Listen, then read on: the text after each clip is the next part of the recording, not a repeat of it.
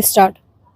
भारत में प्राचीन काल से न्याय के उच्च प्रतिमान रहे हैं ताकि समाज में मत्स्य न्याय की स्थिति ना रहे। सच तो यह है कि भारत में न्याय व्यवस्था उतनी ही पुरानी है जितनी कि मानवता। भारत एक कृषि प्रधान देश है और हमेशा से कृषि प्रधान देश होने के कारण यहाँ की अर्थव्यवस्था कृषि से ही जुड़ी रही। कृषि प्रधान अर्थव्यवस्था और कृषि प्रधान देश होने के कारण हमारी प्राचीन न्याय व्यवस्था भी ग्रामों से जुड़ी रही। पंचायत के स्तर पर मामलों का निस्तारण हो जाता था और पक्षकारों को इसमें पूर्ण संतुष्टि प्राप्त होती थी। विरले मामले ही राजा महाराजाओं की अदालतों तक जाते थे।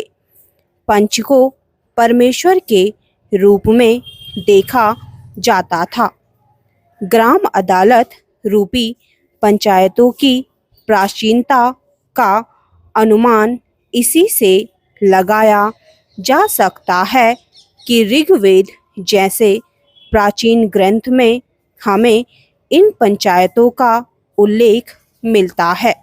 तब न्याय को सत्य के प्रतिरूप के रूप में देखा जाता था। उस सत्य के प्रतिरूप के रूप में जिसे शिव से भी सुंदर बताया गया है। प्राचीन भारत की न्याय व्यवस्था की सबसे बड़ी विशिष्टता यह थी कि इसके साथ यह अवधारणा जुड़ी थी कि न्याय को गरीब तक पहुंचना ही चाहिए। तब न्याय पाने के लिए आर्थिक पक्ष सबल होना जरूरी नहीं था। बिना किसी भेदभाव के सभी को न्याय दिया जाता था। हमारी पंचायतें ऐसा करते हुए न्याय आपके द्वार की अवधारणा को साकार करती थी। इसके लिए पक्षकारों को कोई खर्च वहन नहीं करना पड़ता था और ना ही आज की तरह कोर्ट कचहरियों व वकीलों के चक्कर लगाने पड़ते थे। न्याय सर्वसुलभ था और गरीब की पहुंच में था। न्याय का यही स्वरूप भी होना चाहिए कि वह सभी तक पहुँचे और आर्थिक कारण न्याय में बाधक ना बने।